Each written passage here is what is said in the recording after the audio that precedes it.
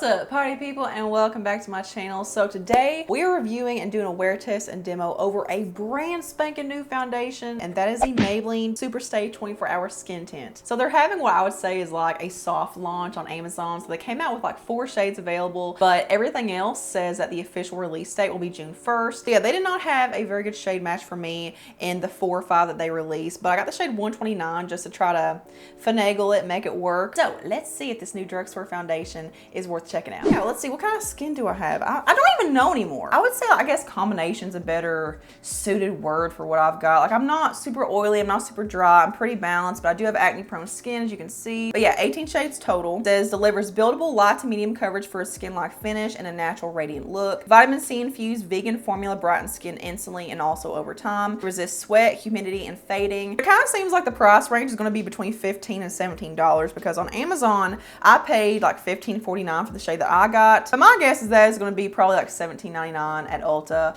and probably about $15 or so at Walmart and the cheaper drugstores. And I don't know about you guys, but this is giving me hardcore L'Oreal True Match Hyaluronic Tinted Serum Foundation vibes. I think this is Maybelline's version of the L'Oreal one, which is done very, very well. If you don't know, L'Oreal owns Maybelline, so a lot of times they come out with the same stuff around the same time. They dupe each other a lot. And yes, I do plan on doing a comparison video of these two side by side. I actually thought about doing it in this video just to kind of like my first review of this foundation to be as a comparison, but I don't know. I don't know if you guys actually want to see it that way, so I may just say that for another video. As you can see, 129 is not for me. So what I did the first time I wore this, and I've only worn this one other time, is go into a white foundation mixer. This is my favorite one, and a blue foundation mixer to adjust it. These do not affect the performance whatsoever. Like, they don't change the finish, the coverage. These are just pigment adjusters. I'm gonna start off with my white, and then I'm gonna go into my blue just a little bit, and this usually ends up making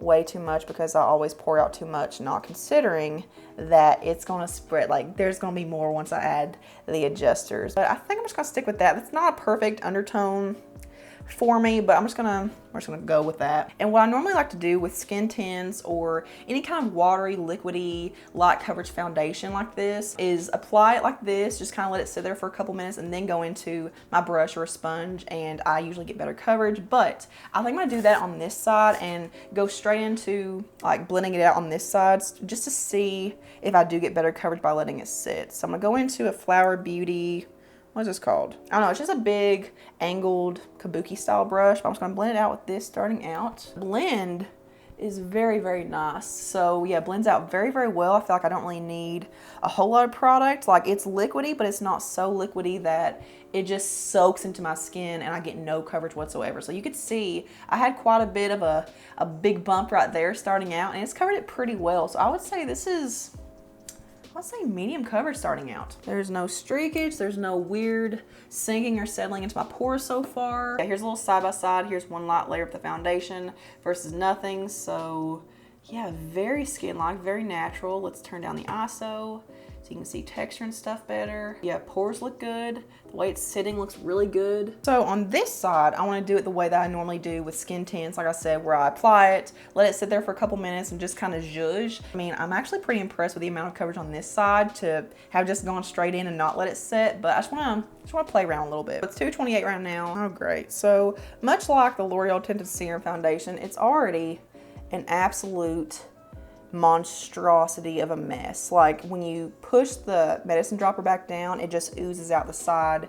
So yeah, they didn't take a note from L'Oreal on that one. Okay, it's 2:30, so just a couple minutes. So let's just go ahead and we're going to reprime the brush and blend her out. So the blend is heavenly. Like, I love foundations like this that they just sink in and just melt so effortlessly. Yeah, I think I am seeing a bit more coverage on that side. How is that full coverage and it's so liquidy? You guys saw I have quite a bit to cover up today, as per usual. That just completely wiped away all those blemishes and stuff. And again, it's a really pretty natural skin-like finish. Like, there's a little bit of radiance and glow to it, but it's not oily, it's not greasy, but it's also not too matte. Like, it feels very breathable, like it feels very thin.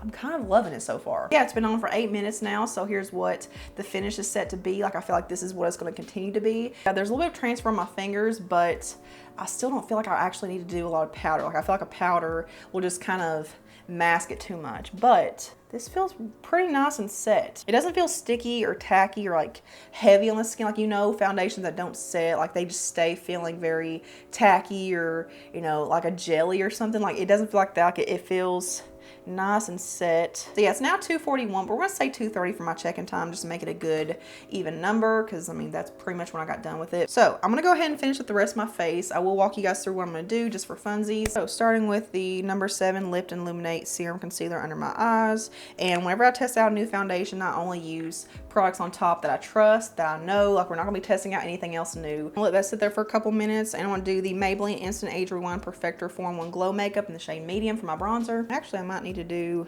a darker bronzer because the foundation is darker than my skin, so I'm not sure if this will even show up. Blending out the concealer now. I don't even really feel like I need a lot of extra coverage under my eyes either. Like, I feel like I'm just doing concealer just because it's a habit. Do you guys do that? Like, do you guys ever, like, you start applying products that you realize afterwards you probably didn't need, but it's like, this is what we do. Like, this is a habit. We're doing it all. Okay, I think that bronzer is actually gonna work out, or the glow makeup is gonna work out well today, because I feel like my bronzer's been too dark lately, and with my hair color anymore, it just seems like it just doesn't seem right. I'm gonna use the Essence Baby Got Blush in the shade Rose All Day. I'm going to apply it to the back of my hand and pick up from here. Is anyone else at the point where you feel like you've been coerced to apply blush a certain way now? Like, either you apply it too much or you apply it too high and you don't like the way it looks on you, but it's like you can't go back, like you can't stop? Because I'm to that point where I'm subconsciously doing the way I see it being done online all the time, but I don't actually even like it. Like, I feel like blush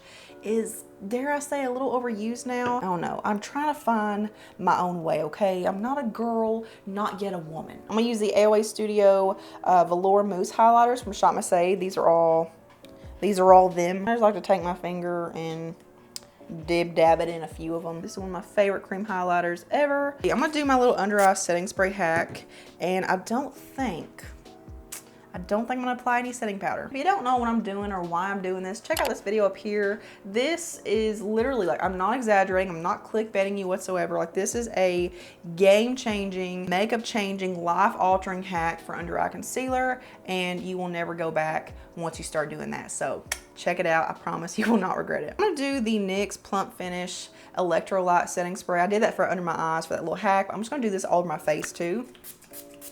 Oh, it's so punchy. Alrighty, I was gonna take my hair down and show you the completed look, looking like a normal human being. You know what? I don't really feel like it. I don't know, but I feel good about this. But yeah, I'll come back later on tonight to conclude the wear test, and we'll see how it ends up working. So I'll see you guys then. Hello, governor. It is 11:04 at night. We are working on 9 hours, and I'm confident that we'll be past that by the time I get done talking, because I'm a talker. So I am overall very impressed with the wear. I don't see any major settling, creasing, which is pretty typical of most foundations. Even, you know, with some of my favorite foundations, like I usually get creasing up here at some point. That's not happening. I'm not getting creasing in my little parentheses around here. So that's really nice. My pores are looking fabulous, especially considering I did not use a pore filling primer. Looking pretty good. They're not enlarged or anything. It doesn't look cakey. It hasn't like created dry patches on my skin. It doesn't look oily or shiny. Like, I will say I have lost a bit of that sheen that it had originally. Like, I feel like it's kind of almost dulled down to be almost like a semi-matte finish. Like, it's lost some radiance, but I mean, my skin dries out throughout the day. You know, as you get tired, your skin will dry out. So that's kind of expected, but it's not like, it doesn't look, you know, dry or flat or anything. Like, there is some sheen still left over. There's a little bit of fading, but it's not like splotchy. It's not uneven. It's not patchy or anything. Like, I feel like, you know, I do have some fading around my bronzer region and like where you can see my blemishes peeking through a little bit more. It's a very even fade, which I can accept. But considering I didn't powder, like the only thing I did was setting spray, this is a win. So yeah, I am very impressed with this foundation. Like, this actually has exceeded my expectations. I didn't really expect that much from it. Don't worry, you guys will get an update in the very near future. Again, if you guys want to see that comparison, then please comment below. Actually, let's do a little hashtag. Let's do hashtag L'Oreal versus Maybelline. Okay, let's do this in the comment section if you guys want to see tinted serum foundation versus Superstay skin tint. So drop it in the comments. So give the video a big old thumbs up if you enjoyed it. Here's a couple more things for you to check out next. Just venture around, make yourself at home. Subscribe if you're not already, and turn the notification bell on to always see my stuff. And I will see you guys in the next one. Mwah.